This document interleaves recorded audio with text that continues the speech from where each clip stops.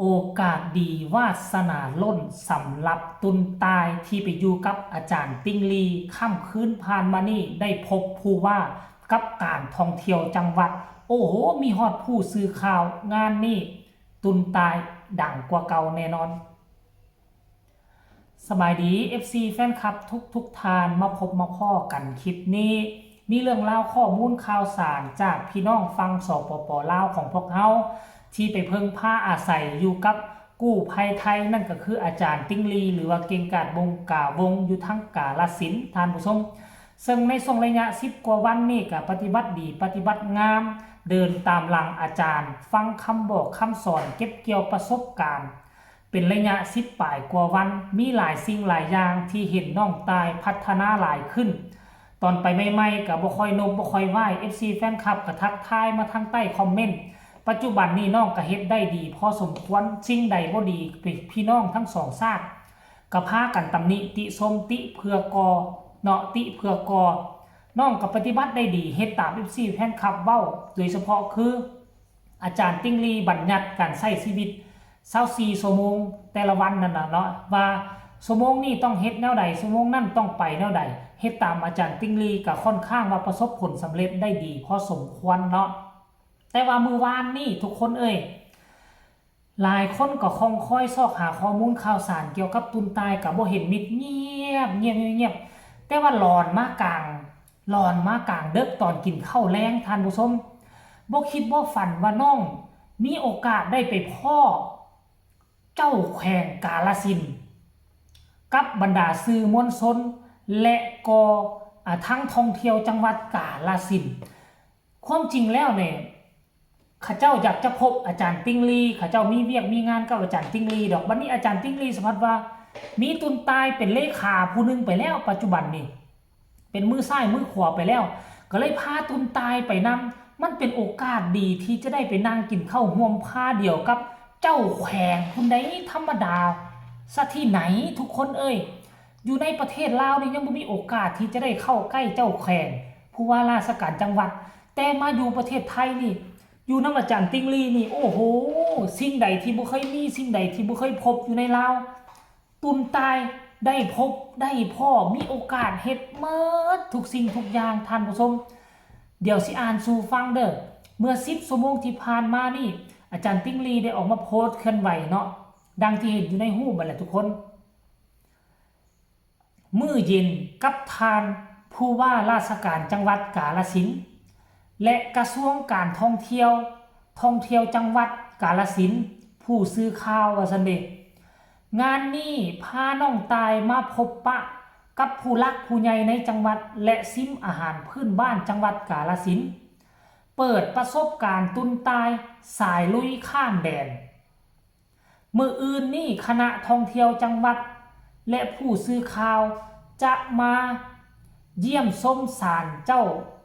กวนอูและหอพระแก้วที่บ้าน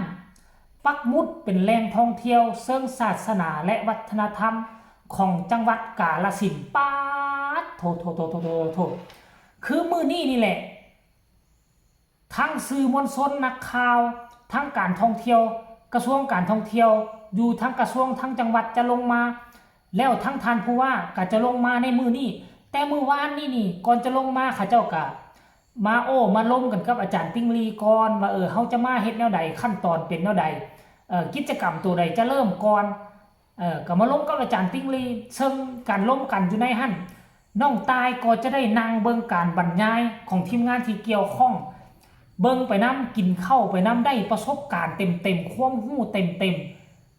ซึ่งต้องยอมรับที่ผ่านมาเวียกงานของน้องตายอยู่ทั้งฝั่งลาวนี่บ่เกี่ยวข้องกับองค์การภาครัฐใดๆทั้งสิ้นเพราะฉะนั้นน้องก็จะบ่ฮู้วิธีการที่จะเข้าไปนั่งกับผู้หลักผู้ใหญ่การประสานงานกับผู้หลักผู้ใหญ่น้องจะบ่ฮู้แต่ถ้าน้องผ่านจุดนี้ไปได้น้องก็จะได้จุดสังเกตว่าเข้าหาผู้หลักผู้ใหญ่เฮ็ดแนวใดควรนอบน้อมถ่อมตนแนวใดควรมีวิสัยทัศน์แนวใดน้องจะนำตัวนี้ไปปรับปรุงแก้ไขเวลาน้องใช้ชีวิตอยู่ทางฝั่งลาวค่อยคิดว่าประเภทนี้การเข้าหากันระหว่างลาวกับไทยก็คงบ่แตกต่างอีหยังกันมากมายหลายสิ่งหลายอย่างคนจะเรียนรู้เอานำประเทศไทยเพื่อเอาไปปรับใช้ ในประเทศเฮานะท่านผู้ชมเพราะว่าไทยนี่ก็เป็นประเทศที่ค่อนข้างว่าเจริญวิสัยทัศน์กว้างไกลกว่าบ้านเฮาหลายการที่ได้มีโอกาสมานั่งอยู่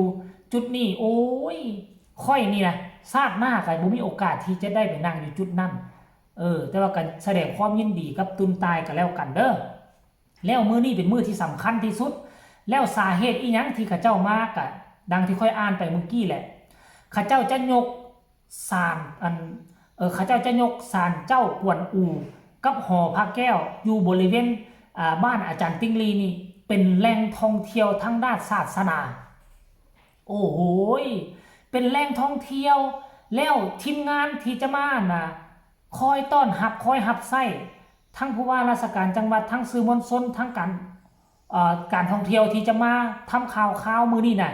หนึ่งในหั่นค่อยซื้อว่าต้องมีตุนตายเป็นผู้มาต้อนรับเป็นผู้มาอำนวยความสะดวก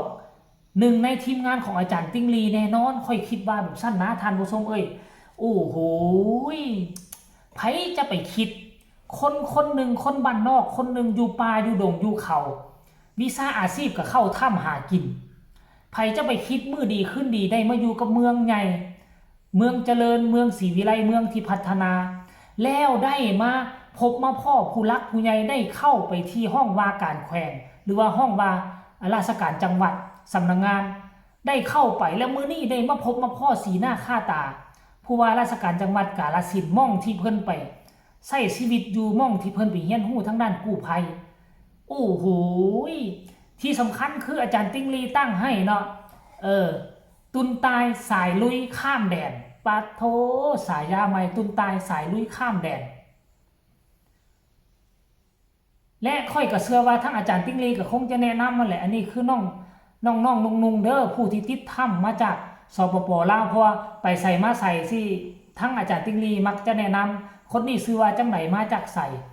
เหตุการณ์ชีวิตเป็นแนวใดนะท่านผู้ชมเป็นกู้ภัยที่ช่วยติดถ้ำบ่แม่นติดถ้ำเมื่อกี้เว้าผิดอันนี้คือเรื่องเล่าดีๆมีที่ข่าวดีนับตั้งแต่ก้าวขาเข้ามาสู่ทรายคาบ้านอาจารย์ติ้งลีบ่มีข่าวใดที่เป็นข่าวห้ายเลยมีแต่ข่าวดีขอให้เป็นแบบนี้ตั้งแต่ต้นจนจบเฮียนภารกิจก็แล้วกันเด้อท่านผู้ชมหวังว่าเฮาจะได้ยินข่าวดีอาจารย์ติ้งลีจะตั้งทีมกู้ภัยเมตตาธรรมให้น้องตายคุ้มเนาะท่านผู้ชมหวังว่าจะได้ยินข่าวดีแบบนั้นนะท่านผู้ชมFC แฟนคลับทั้งลาวและไทยผู้ใดได้ยินแล้วก็พากันกดไลค์กดแชร์ไม่หลายที่สำคัญจะกดข้ามโฆษณาผู้ใดมีคำตำหนิติชมคำคิดคำเห็นคือแนวใดให้ส่งข่าวมาได้ทางใต้คอมเมนต์สำหรับคลิปนี้ขอลาท่านผู้ชมไปเพียงสำนีก่อนคลิปต่อไปน่าจะเป็นเรื่องราววันแรกของตุนเอกับภรรยาหลังจากที่มาตกอยู่นครพนมเพิ่นจะเห็นอีหยังเพิ่นจะไปใส่มีข้อมูลแนวใดเดี๋ยวจะนำเสนอในคลิปต่อไปสำหรับคลิปนี้สบายดี